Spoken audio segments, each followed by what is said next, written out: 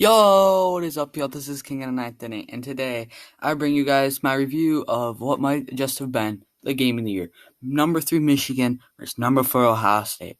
It was an absolute dogfight. It was a war. It was like a battle. It was the game of the year. There's no doubt. I don't care if you think Gonzaga, Iowa, if Gonzaga Baylor would have played, maybe. There's been buzzer beaters and all that, but nothing beat the hype. And just if there were fans in there, this game would have been insanely hype. But because of a certain virus, that cannot happen. But I wanted to talk about what each player on each team did and how the game really went. So the game really started off just back and forth. Michigan was nailing down threes. Ohio State was getting those easy buckets, and especially in the paint. It was looking like, this game's gonna end up pretty well. They end up going at each other. Both guys, they literally went back and forth all the way till halftime, when it ended up 45-43 at half, I think. It was 45-43 at half, Michigan, after an Eli Brooks running layup to end it off at the buzzer. So you're going into halftime, and it's like, okay, this game is about to be a high-scoring nail-biter. The second half did not disappoint. Michigan going up early, then Ohio State calling back, then Michigan going back up again, and then Michigan goes up 77-74 and starts putting this game on ice. And then Ohio State decides to bring like the comeback of the year. It was 84-76 with 56 seconds left, and then it was 89-82, but Michigan was able to end up putting away at the end, 92-87, with a big game from Hunter Dickinson, who is such a force in the paint. He's got great footwork, he can hit his shots, and on defense, he'll do whatever he feels like to get a rebound. He's 7'1", and he's fighting for that rebound like he's 6'2", and just a filthy animal going up to get that rebound. He's getting knocked down like a bowling pin. There was one play where he knocked down 3 guys at once. Another one, 3 guys, dunks on him in the paint. And his ability to find outlets, going for 2 assists. He makes some smart passes, only having 1 turnover on the day. Isaiah Livers, who had a great game, even though he only put up 12, 4, and 4, his impact was bigger. He was able to clamp up for the whole entire game. He was able to shut down shots. He only ended up taking 9 shots, went 2 of 6 from 3, and he ended up playing extremely well. Then there's Franz Wagner, one of the most talented prospects, I'd say, ever out of Michigan, since the man right there, Trey Burke. He has the ability to dribble. He can shoot really well. He can shoot lights out. He can finish at the basket with Euro steps. That Euro step he had during the game, filthy. And he can clamp up on the defensive side of the ball, too. He ended up only with 9 points, though. But he only ended up taking 4 shots. And he wasn't able to get going early, but ended up finishing with some good shots late. He played good defense, ended up with 6 rebounds, 4 assists, even though he did turn over the ball 3 times, which it's okay because in Michigan ability to run the ball up the floor with Isaiah Livers and Franz Wagner is just ridiculous. 2 absolutely stud forwards. I mean, Franz Wagner is, I believe, 6'8", 6'9". He's 6'9", and he plays shooting guard.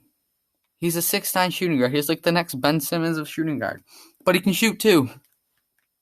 Then Eli Brooks, who is a very interesting player. He loves a floater. He loves his floaters. He likes his layup. He can sometimes hit a 3, but he's sometimes inconsistent. And especially sometimes he's kind of like a shot chucker. Like Wisconsin earlier the week, he kept chucking up shots, and that resulted in the game being a bit closer than it really should have. But this game, when he's on, ends up dropping 17 with 2 rebounds, 1 assist. He's not the most complete player in the world, but he's a bucket off the bench. He reminds me kind of Lou Williams. Has that ability to shoot, but he's also a really talented finisher, and he can play somewhat good defense. Brandon Johns, who's a bucket off the bench, but didn't get much playing time today. Only ended up taking 3 shots, 0 of 1 from 3. Finished with 2 points. He came in and he didn't play that well. Then there was Austin Davis, who is such kind of like a glue piece. When he comes into the game, he can help what Hunter Dickinson does. He is almost like a replica that's not maybe as talented, though. He's got ridiculously good footwork. He doesn't take as many shots as Hunter, though. Maybe not as good on the rebounding end. But on defense, he stops the big men, and that's what he was able to do. And then Charlie Brown, who is one of my favorite players I've ever seen come out of Michigan. Transfer from Wake Forest. He can hit the corner three like nobody else. And on defense, he is such a gritty player. He dives for loose balls. On rebounds, he had 2 offensive rebounds before deciding to take, I'm going to put it in my own hands and take this shot, which ended up being a pretty big shot at the time in a close game. He shot 75% from the field, 75% from three, ended up with 15 points and 3 rebounds, 2 on the offensive side of the ball. He's such a gritty defender. He might not get all the stats on defense, but he just is able to clamp most people's up, not clap. E.J. Liddell had a great game.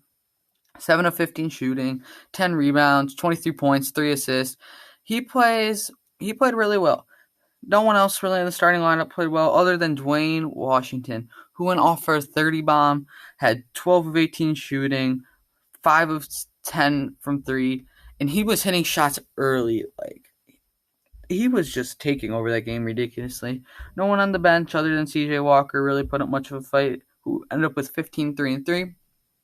Good game overall for Ohio State, who put up 87. And this is their first loss in a game over 80, where they first lost in a game that went over 80 points. And it was just an absolute dogfight. Both teams played well. Both teams still deserve to be number 3, number 4. Both teams are built for March. There's no argument about it. But there is an argument that I do want to make. Gonzaga, who plays in one of the weakest divisions in basketball, one of the weakest divisions of college basketball, is still 1 seed. I get they're undefeated. But other than Iowa, who would they beat? Yeah, exactly. Other than Iowa. Michigan, if they can beat Iowa this week, they should get the number 1 ranking. Baylor's a good team. I'm not going to argue about them. But Gonzaga seems like kind of a weak number 1 only because they're undefeated and because they dominate because they're in such a bad conference, and even half the games they don't even dominate. But if you guys enjoyed and you like Michigan basketball,